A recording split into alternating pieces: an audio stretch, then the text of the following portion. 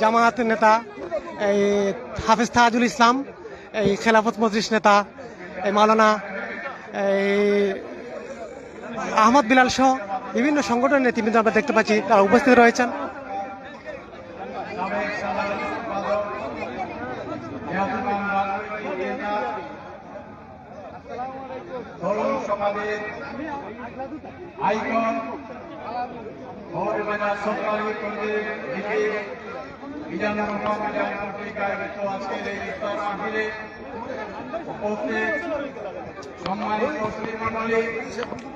বিএনপির বিভিন্ন পর্যায়ের নেতৃবৃন্দ, বক্তব্যের শুরুতে আপনাদের সকলকে আন্তরিক অভিনন্দন এবং শুভেচ্ছা জানাচ্ছি। আজকে মহান স্বাধীনতা ও জাতীয় দিবস এবং মাহে রমজানের ইফতার মাহফিল।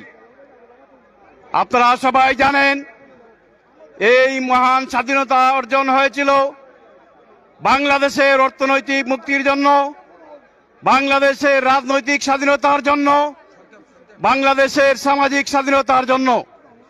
কিন্তু এই স্বৈরাচারী সরকার বাংলাদেশের গণতান্ত্রিক স্বাধীনতাকে হরণ করেছে, বাংলাদেশের সামাজিক স্বাধীনতাকে হরণ করেছে, বাংলাদেশের সাংস্কৃতিক স্বাধীনতাকে হরণ করেছে।